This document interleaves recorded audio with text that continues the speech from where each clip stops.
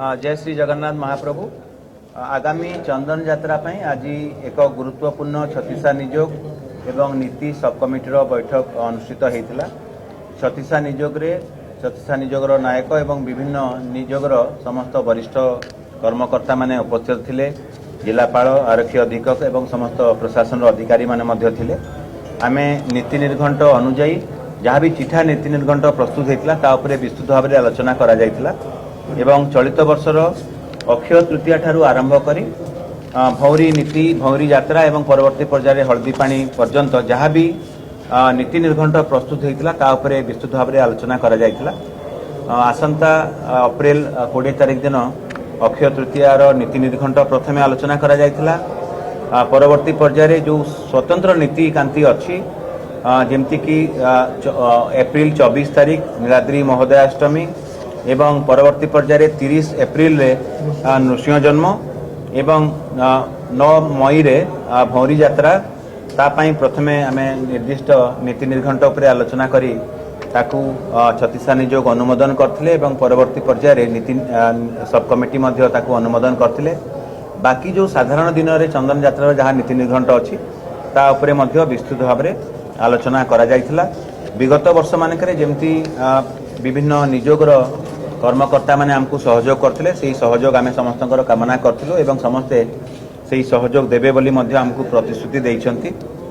विगत दिन रे जिलापालक स्तर रे जो प्रशासनिक व्यवस्था हवा कथा कारण चंदन यात्रा जेतेबेले दियो माने विजय करिवे सिंहदर टारू नरेंद्र चकड़ा जाए सेही समय पुरी म्युनिसिपल कॉर्पोरेशन तरफरु अग्निशम सेवा व्यवस्था तरफरु एवं पुलिस प्रशासन तरफरु एवं स्वेच्छासेवी बंधु मान सहयोग रे जहाँ करा जाए ताकू सफा सुतरा एवं जलसिंचन व्यवस्था करा जिबा कथा ता उपरे आलोचना करा जायतिला।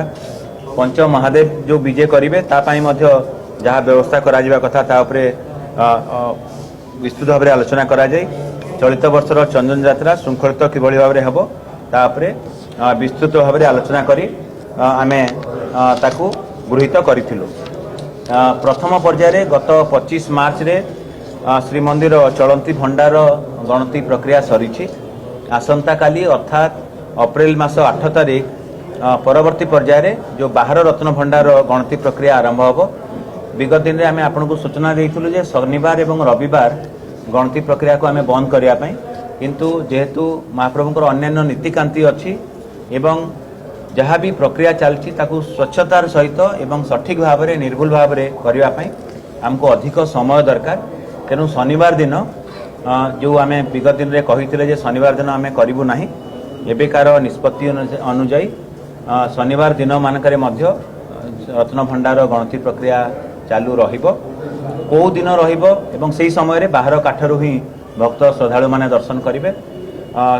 जगमोहन बा पोखरिया को भीतर पोखरिया को केवल अधिकृत सेवक जार पाली थी से ही जीवे बोली निष्पत्ति होती। आम विगत दिन जमी समस्त सहयोग कामना करूँ समस्त आम सहयोग कामना करुचु। ता सहित अन्यान्य नीति संपृक्त प्रसंग उपर आलोचना करा जायतिला। एबे आम आपण मानकु सूचना देइथिलु मैनेजिंग कमिटी बैठक पर ये महाप्रभुଙ୍କର नुआ रत्न पलंक इतिमध्य तैयारी होइछि एवं महाप्रभु रत्न पलंक जो नुआ तैयारी होइछि तार व्यवहार पाई समस्त नीति सब कमिटीर वरिष्ठ सेवायत बंधु माने हमको परामर्श देइथिले एवं तांको परामर्श अनुजाई आसंता अप्रैल 14 तारिख इंग्राजी मास अप्रैल 14 तारिख आम श्रीमंदिर कैलेंडर रे महाविषुव संक्रांति बा श्री हनुमान जयंती दिन एवं से दिन संयोग क्रमे ओडिया नववर्षर मध्य शुभारंभ होउछि। तेणु से दिन एक शुभ मुहूर्त रे तार जहाँ भी पूजा उत्सव अनुरोध कर व्यवस्था संस्कार करने कथा ता उपरे करा जिवो एवं से दिन महाप्रभुଙ୍କର नूतन रत्न पलंक व्यवहार करने पई आमे महाप्रभुଙ୍କର आशीष कामना करछु एवं आशा करछु से नुआ संस्थापना करा जिवो। रत्न पलंक 3टी रत्न पलंक तैयारी होइछि।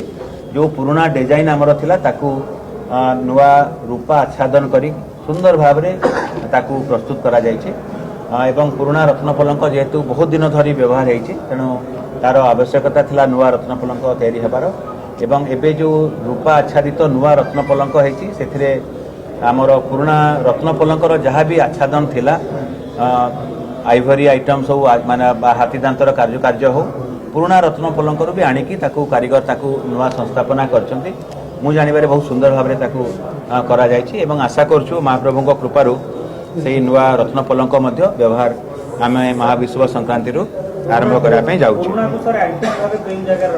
पुराणा रत्न पलंक को आमे वर्तमान पई नीलाद्री म्यूजियम रे रखिबु एवं परे आमे जहा मैनेजिंग कमिटी बा परिचालना कमिटी निर्देश रहिबो परामर्श रहिबो सेही हिसाब रे आइदर तार जो रूपा अच्छी अलग व्यवहार करा जाय परिबो कि आपण जेमती सूचना दउछंती आमे ताकू परिचालना कमिटीर निष्पत्ति को अपेक्षा करिबु ताकू नीलाद्री म्यूजियम रे हो कि अलग कौन सी जगह ताकू मध्य श्रद्धालु भक्त मानकर दर्शन पाई मध्य रखा जाय परिबो व्यवहार करा जाय परिबो।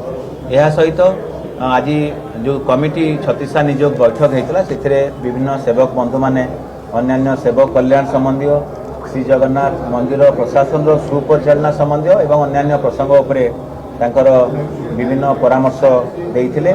एबे आपण माने सूचना जानिछंती जे आमे ऐतिह्य लाइट आलोकीकरण व्यवस्था करछु हेरिटेज इल्युमिनेशन व्यवस्था कराया तो जाउछु। आर्कियोलॉजिकल सर्वे ऑफ इंडिया जे कंसल्टेंट अछंती से हमको परामर्श देइछंती परिचालना कमिटी रे ताकू गृहीत होईछि। एबे तार जो जिलापाल स्तर में आम जो सब कमिटी करछु से माने ताकू तांको स्तर रे तार टेक्निकल कमिटी मेंबर्स ताकू पर्यालोचना करिसंती। खूब शीघ्र तार आरएफपी बा जो टेंडर प्रक्रिया आम आरंभ करिया पे जाउछे एवं तार जो प्रक्रिया अछि सेही प्रक्रिया रे आम केवल स्पेसिफिकेशंस देबु जो स्पेसिफिकेशंस गोटे उच्च गुणवत्ता संपन्न जो लाइटिंग व्यवस्था करा जिवो जद्वारा कि मूल मंदिर पार्श्व मंदिर कूर्म बेढ़ा एवं मेघनाथ प्राचीर समस्त जाक आलोकीकरण व्यवस्था करा जिवो।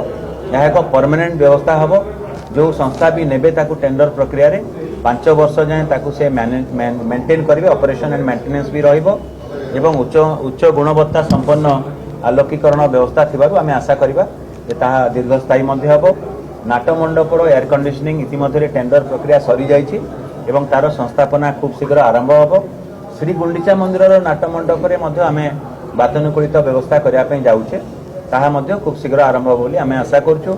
विशेषकर चंदन यात्रा संपर्कित नीति निर्घंट उपरे आमे आज आलोचना करथिले एवं ताहा छत्तीसा नियोग एवं नीति सब कमिटी अनुमोदन करछंती। तेणु एही अनुमोदित नीति निर्घंट अनुसार समस्त सेवक बंधु मानकर आमे सहयोग कामना करछु समस्तकर समन्वय कामना करछु एवं विशेषकर महाप्रभुଙ୍କର आशीर्वाद कामना करछु। जय जगन्नाथ।